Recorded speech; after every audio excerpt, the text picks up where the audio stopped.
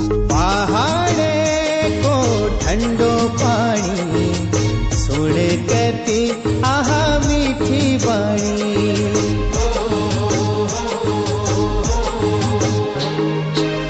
पहाड़ को ठंडो पानी सुन कती मीठी बाणी। पहाड़ को ठंडो पानी सुन कती मीठी बाणी। छोड़नी नी लागनी हो छोड़नी नी लागनी। उत्तराखंड के जल स्रोतों पर खतरा मंडरा रहा है।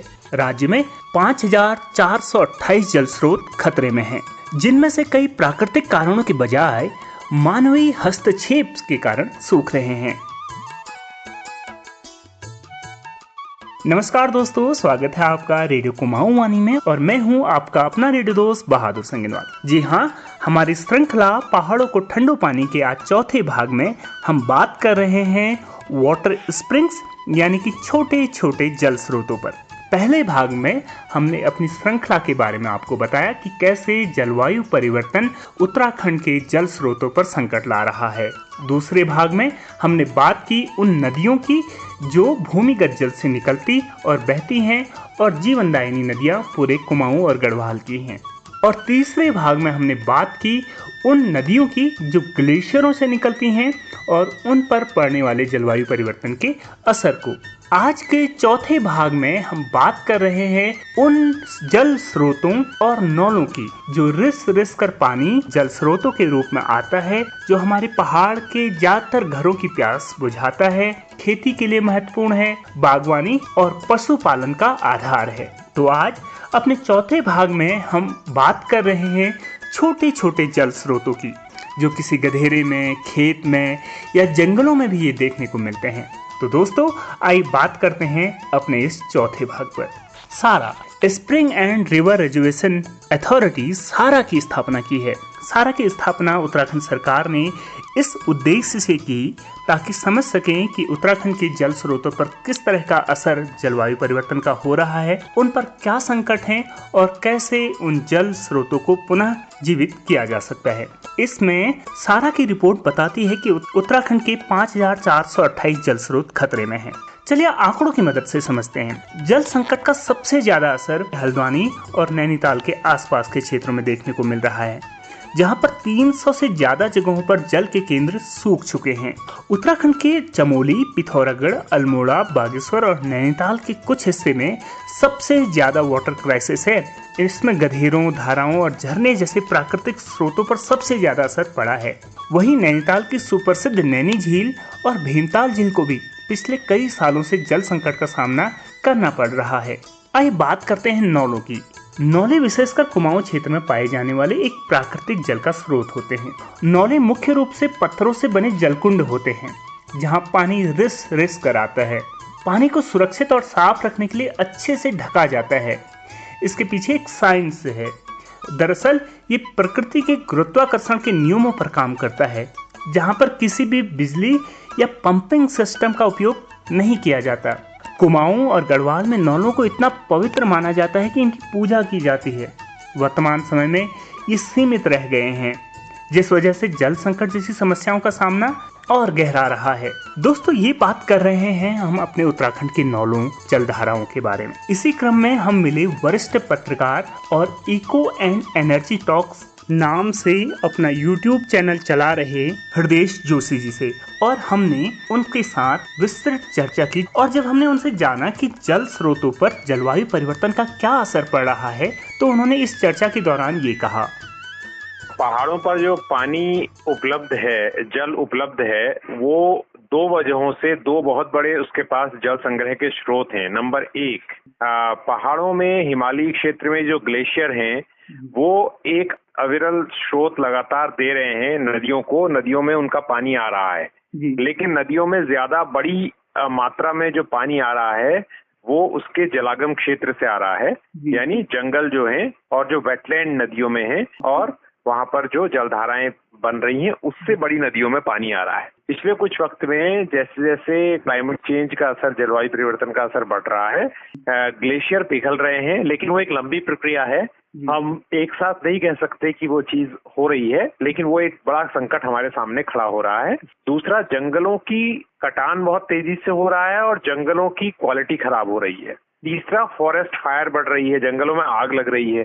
तो ये सारी चीजें जो है वो जलागम क्षेत्र को भी प्रभावित कर रही हैं। तो नदियों में जो जल का स्तर है वो प्रभावित हो रहा है। लेकिन इसके अलावा अन्य कई कारण भी हैं जो आपको ध्यान देना होगा जिन पर, वो है कि किस तरह से जो रेनफॉल है यानी वर्षा जो होती है उसका पैटर्न जो है वो इरेटिक हो रहा है, बारिश कम हो रही है। तो ये चीजें बहुत महत्वपूर्ण हैं जलागम क्षेत्र को रिच रखने के लिए। हम देख रहे हैं कि जो पहाड़ों में पलायन के कारण, जो एक महत्वपूर्ण बिंदु है, पलायन के कारण जो है जल स्रोत सूख भी रहे हैं। जल स्रोतों के बने रहने के लिए ये जरूरी भी है कि वहां पर खेती किसानी होती रहे और खेत बंजर न पड़े, तो जिससे पानी का जो रिचार्ज होता है ग्राउंड का वो अच्छा होता है। अगर आप खेती कर रहे हैं लगातार और उस पर गुड़ाई और वो हो रहा है, हल चल रहा है या किसी भी तरह की स्थिति हो रही है, तो ये सारे पॉइंट मिलके वो वाटर का जो वहां पर रिचार्ज है और वाटर का जो संग्रह है वहां पर, उसको प्रभावित कर रही है और इसका असर हमारे पानी की स्थिति पर वहां पर दिखाई दे रहा है। उत्तराखंड, बहुत बार आपको सुनने को मिला होगा कि ये दशक उत्तराखंड का है। पर्यटन के क्षेत्र में अभूतपूर्व सफलताएं मिल रही हैं और बहुत सारे पर्यटक उत्तराखंड में आ रहे हैं। इसलिए बहुत सारे निर्माण कार्य हो रहे हैं, चाहे वो निजी हों या बड़ी बड़ी सरकारी परियोजनाएं। लेकिन इन परियोजनाओं का असर ये हो रहा है कि हमारे जल स्रोतों पर इसका दुष्प्रभाव देखने को मिल रहा है। जल स्रोतों का जल स्तर धीरे धीरे गिर रहा है। इस पर जब हमने बात की हृदय जोशी जी से, तो उन्होंने कहा, क्योंकि जो पानी की हाइड्रोलॉजी है उसको इन चीजों ने काफी प्रभावित किया है। देखिए, जैसे अगर आप शहरी क्षेत्रों को ध्यान लें जो हिमालयी क्षेत्र नहीं है, वहां पर जैसे दिल्ली के इलाके में या मैदानी इलाकों में अगर हम बात करें, तो वहां पर जितने भी जल संग्रह के क्षेत्र हैं उनको मान लिया जाता है कि वो वेटलैंड कहते हैं। वेटलैंड का मतलब ये है कि वो साल भर ही पानी न रहे, लेकिन साल का एक बड़ा हिस्सा होगा जब वहां पानी इकट्ठा होगा, तो वो वाटर रिचार्ज पॉइंट है। उनमें कचरा प्रबंधन जो है वो इतना खराब है, सारा कचरा वहीं पर डंप कर दिया जाता है और या बिल्डिंग्स बना दी जाती है। तो जो बात आप कह रहे हैं वही यहाँ भी मैदानी इलाकों में दिखाई दे रहा है। तो इससे क्या होता है, जल स्रोत जो है रिचार्ज पॉइंट्स उनके हैं, एक्विफर्स, वो बंद हो जाते हैं।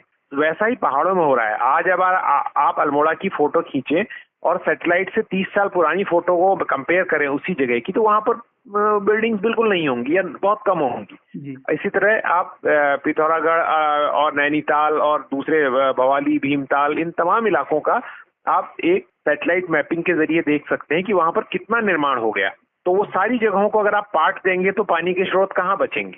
तो फ्लडिंग भी होगी और आपका पानी की कमी भी होगी। दोनों चीजें एक साथ, आप दोनों दुष्चक्र एक साथ झेलेंगे, बाढ़ का खतरा भी झेलेंगे और आपको पानी भी कम मिलेगा। इसी तरह से आप कचरा जो है, आप देखो, कचरा प्रबंधन के जो नियम है वो पहाड़ के लिए अलग है, मैदानी इलाकों के लिए अलग है। और पहाड़ में आप देखते हो कचरा क्या करते हैं, चाहे होटल है, रिजॉर्ट है, या तो लोग उसे जला देते हैं कचरे को, जिससे जंगल की आग भी बढ़ रही है, या बड़े मात्रा में जो कचरा है वो आपने देखा होगा कि भवाली और उसके आसपास कहीं पूरा डंप कर दिया जाता है या नीचे हल्द्वानी तक भेजा जाता है।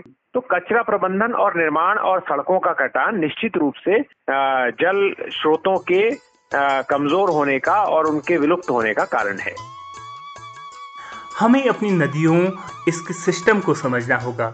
जल स्रोत किस तरह से काम कर रहे हैं, ये जब तक हम समझेंगे नहीं तो उनका संरक्षण कैसे करेंगे।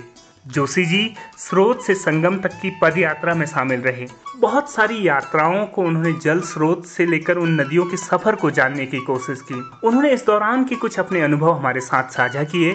तो उन्होंने बताया, एक दशक तो बहुत छोटा वक्फा है, एक दशक में तो बहुत तेजी से बदलाव हुए हैं, लेकिन पिछले 30-35 साल, 40 साल का आप देखोगे तो बदलाव तब से हो रहे हैं। एक दशक जो आप कह रहे हैं वो तो सही बात है, वो निश्चित रूप से बदलाव हुए हैं बहुत तगड़े, लेकिन बड़े बदलाव जो लगातार चल रहे हैं वो पिछले 40-45 साल से चल रहे हैं। क्योंकि हमारा जो आप देखेंगे जनसंख्या का जो विस्फोट होना शुरू हुआ है वो बहुत ही तेजी से पिछले कुछ वक्त में, तो पहाड़ में दो तरह की चीजें दिखी हैं। पहाड़ के जो प्रमुख इलाके हैं, शहरी इलाके, अल्मोड़ा, पिथौरागढ़, नैनीताल, जो इस तरह का है, श्रीनगर, देहरादून, ऋषिकेश, चमोली, उत्तरकाशी, जो शहरी इलाके हैं उन पे तो कब्जा हो गया लोगों का, उन्होंने खत्म कर दिए।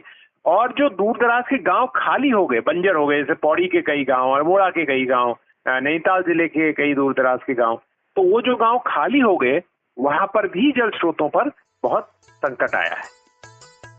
अंततः हमें हर समस्या का समाधान ढूंढना ही होगा, क्योंकि जल है तो कल है, जल ही जीवन है। इस तरह के स्लोगन सिर्फ स्लोगन नहीं है, ये सत्य है। जब जल की उपलब्धता नहीं होगी तब हम इसके महत्व को समझेंगे। लेकिन क्या हमें वहां तक पहुंचना चाहिए या पूर्व में ही तैयारी करनी चाहिए? कैसे हम अपने नौलों, गधेरों और जल स्रोतों को बचाएं? इस पर हमने बात करते करते हृदय जोशी जी से अपने श्रोताओं के लिए जो संदेश लिया, तो उन्होंने कहा, पिछले कुछ वक्त में जो निर्माण बढ़ रहा है और टूरिज्म बढ़ा है, अनसस्टेनेबल जिसे कहते हैं ना, अनसस्टेनेबल टूरिज्म जो बढ़ रहा है और निर्माण बढ़ रहा है, उसने पानी के स्रोतों को निचोड़ दिया है। तो एक तो अनसस्टेनेबल टूरिज्म और अनसस्टेनेबल कंस्ट्रक्शन जो है ना, इसको पूरी तरह से, मतलब बेकाबू पर्यटन और बेकाबू निर्माण, इस पर रोक लगानी बहुत जरूरी है और इसके खिलाफ आवाज उठानी पड़ेगी। और दूसरी बात यहाँ पर यह है कि हमको जो कचरा प्रबंधन है उसको ठीक करने की बहुत जरूरत है। तो मैं लोगों से एक जो संदेश है वो करूंगा कि प्लास्टिक का इस्तेमाल पहाड़ों में बिल्कुल स्वेच्छा से बंद कर देना है, और वो असंभव नहीं है। ये एक ऐसा काम है जिसको बिना किसी कठिनाई के कर सकते हैं। और जो जरूरी प्लास्टिक जो आ जाता है मजबूरी वाला घर में, जैसे दूध की थैलियां हैं या कुछ और प्लास्टिक आता है, तो उसको इधर उधर न फेंकें, उसको अपने पास रखें, उसको इकट्ठा करें और उसके बाद उसके प्रॉपर डिस्पोज के लिए जनप्रतिनिधि या जो आपकी गांव ग्रामीण कमेटियां हैं या उनसे बात करें, क्योंकि ये जो प्लास्टिक है ये बहुत बड़े स्तर पर पर्यावरण को और जल स्रोतों को खत्म कर रहा है। तीसरी बात जो मैंने कही, वो गांव में चाल खाल बनाने का जो है, जैसे एक जगह में मोहन कांडपाल जी, डॉक्टर मोहन कांडपाल चला रहे हैं एक आंदोलन जिसका नाम है पानी बो पानी उगाओ, तो वो भी इसलिए इसी आधार पर है कि पलायन अगर होगा तो गांव की जगह खाली होगी तो वहां के जल स्रोत बंद हो सकते हैं। इसलिए खेतों की गुड़ाई बुआई वहां पर जारी रहनी चाहिए, वहां पर कम से कम गड्ढे बना दिए जाएं, कुछ बना दिए ताकि पानी रुके और पानी इकट्ठा हो। तो दोस्तों, ये था हमारा कार्यक्रम, हमारी श्रृंखला। उम्मीद है आपको पसंद आ रही होगी। हमारी कोशिश है कि हम अपने जल स्रोतों के बारे में ज़्यादा से ज़्यादा लोगों के बीच जागरूकता लेकर आएं। आप अपने जल स्रोतों को साफ रखें, उन पर बहुत ज़्यादा दबाव ना दें और जल स्रोतों के आसपास वृक्षों का रोपण करें। इसी के साथ अपने रेडियो साथी बहादुर संगीनवाल को दीजिए इजाजत। नमस्कार। पहाड़े को ठंडो पानी सुन कती आहा मीठी बाणी।